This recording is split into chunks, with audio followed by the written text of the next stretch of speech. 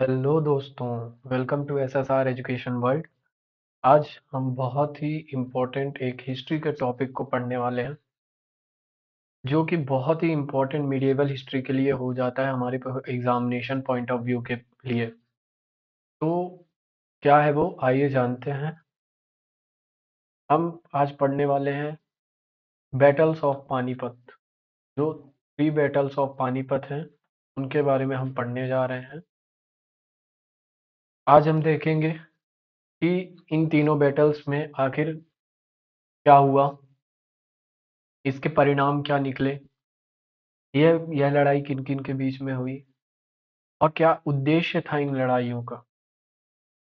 और आखिरकार एक सबसे इम्पोर्टेंट क्वेश्चन बन जाता है कि ये तीनों पानीपत की लड़ाइयाँ जो हुई, वो आखिर पानीपत में ही क्यों हुई? और भी कहीं हो सकती थी।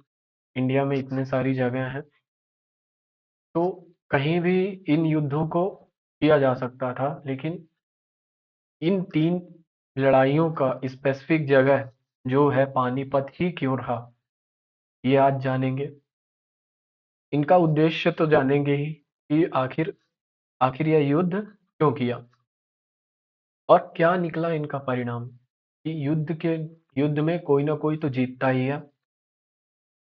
तो जिसने भी यह युद्ध जीता, उसको क्या मिला? उसने क्या अपना साम्राज्य स्थापित किया या उसने शासन किया?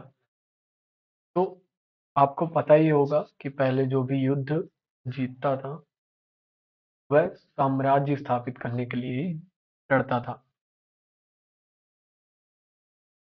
तो हम आ जाते हैं अपने फर्स्ट टॉपिक, जो है first battle of Panipat. Panipat का प्रथम युद्ध, जो कि 1526 में लड़ा गया। और यह किसके किसके बीच में लड़ा गया है? वह इब्राहिम लोधी और बाबर के बीच में। आइए हम जानेंगे कि इब्राहिम लोधी लोधी कौन थे और बाबर कौन थे।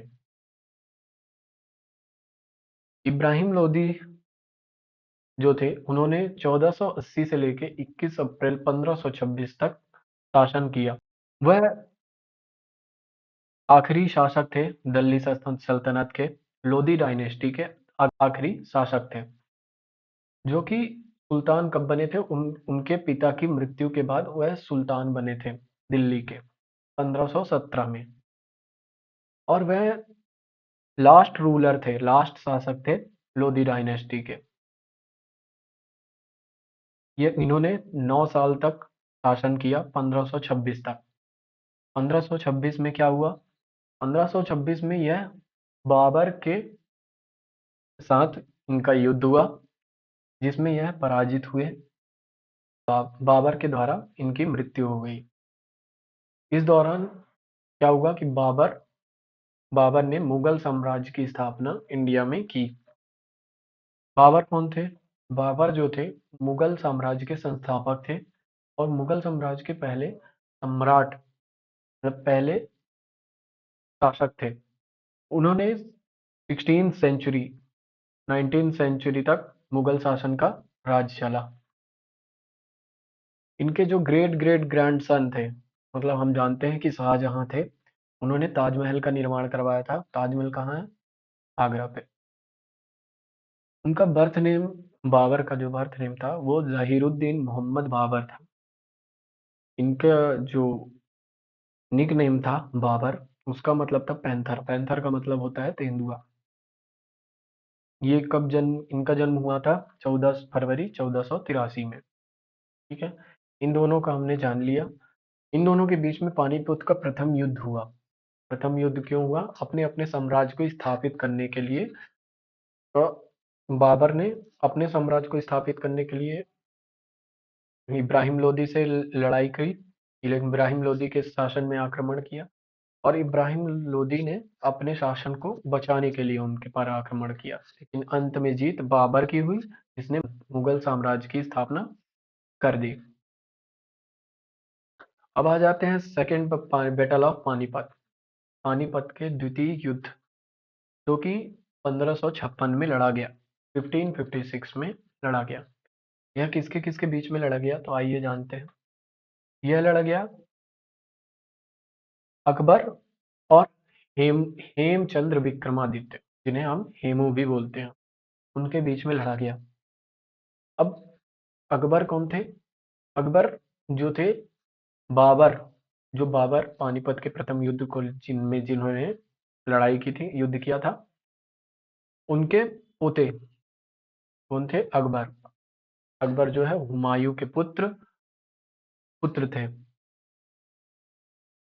इनका पूरा नाम अबुल फतेह जलालुद्दीन मोहम्मद अकबर था, जिन्होंने 1542 से लेकर 27 अक्टूबर 1605 तक जिन्होंने 15 अक्टूबर 1542 से लेकर 27 अक्टूबर 1605 तक शासन किया। अकबर हुमायूं के बाद सुल्तान बने। अकबर जो थे बहुत ही कम उम्र में इन्होंने अपने राज को संभाला।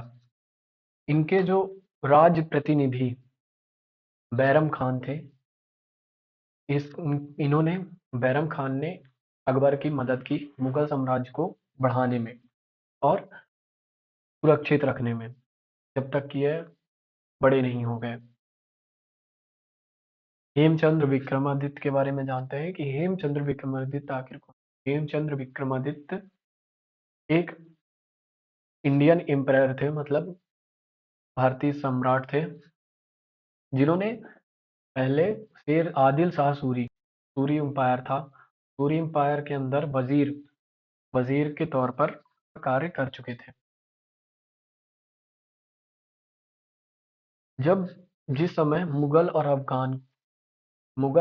अफगान के बीच में होड़ लगी हुई थी कि कौन अपना पावर जो है नॉर्थ इंडिया में, जो है उत्तरी भारत में स्थापित कर पाएगा, उस वक्त इन्होंने हेमचंद्र विक्रमादित्य ने मुगलों के खिलाफ कई सारी अन्य लड़ाइयां लड़ी, युद्ध लड़े, जिसमें उन्होंने 22 22 युद्ध आदिल शाह सूरी के लिए जीते।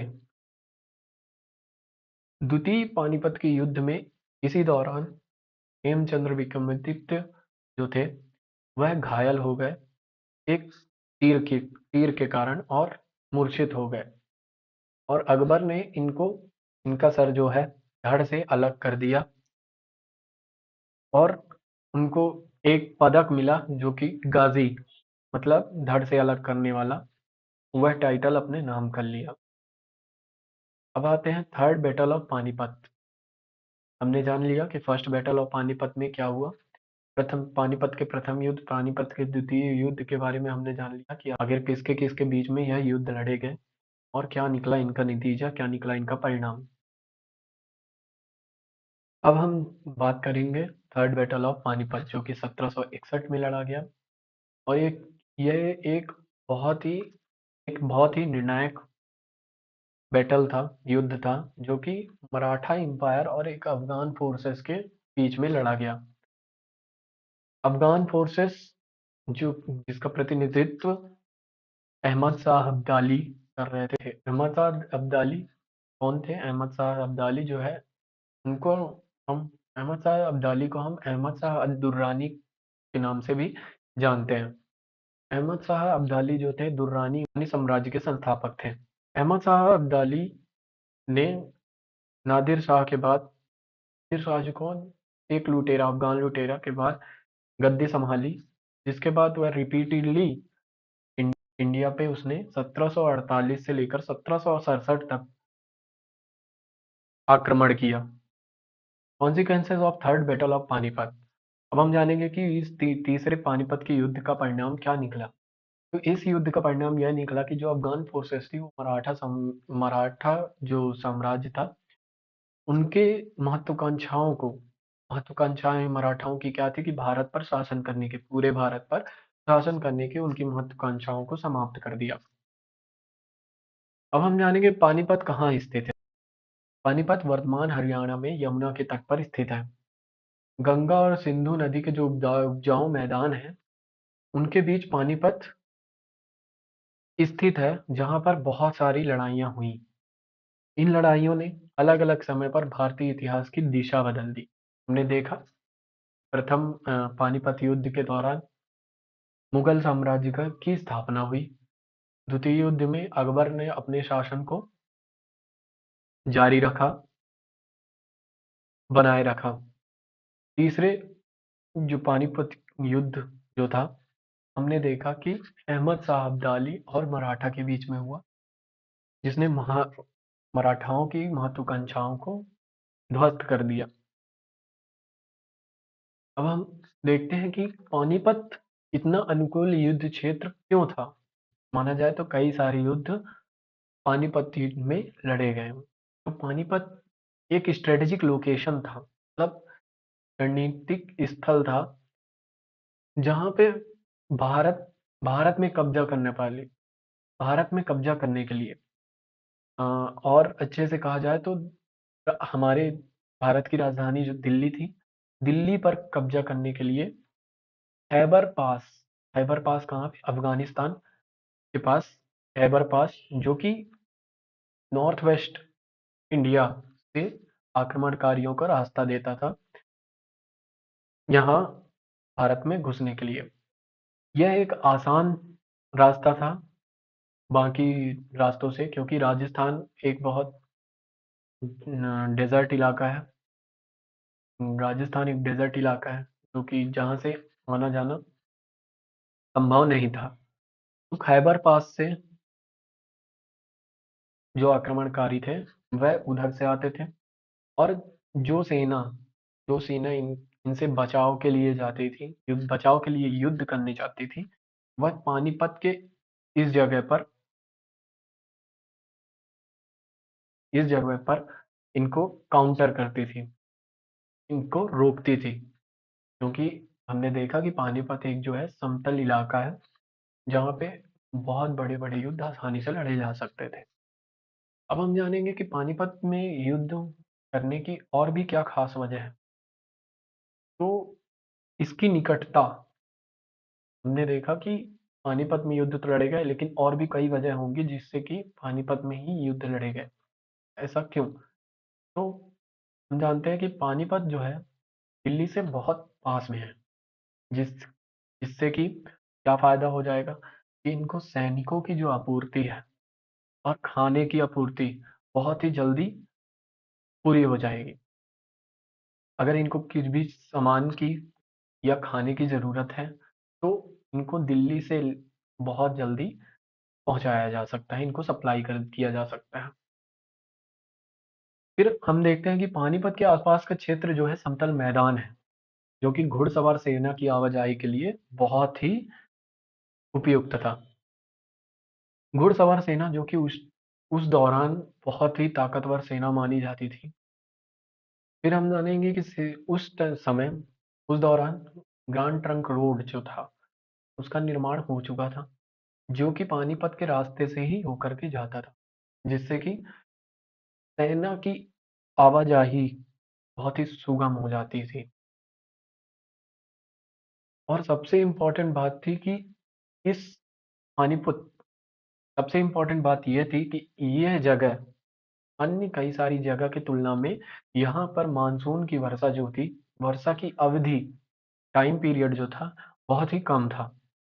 और एक और महत्वपूर्ण बात यह थी कि जो यहाँ के आर्टिस्ट्स थे, यहाँ पे कई सारे लोहार थे और कई सारे ऐसे युद्ध में लड़े जाने वाले हथियारों को बनाने वाले कई सारे मिस्त्री जिनको कहा जाए, तो वो अवेलेबल थे।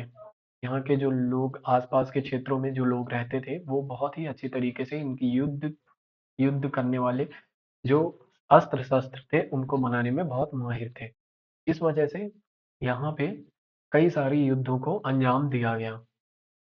आज हमने तीनों युद्धों के बारे में जाना। पानीपत इतना सूटेबल प्लेस क्यों था इन लड़ाइयों के लिए, वो हमने देखा।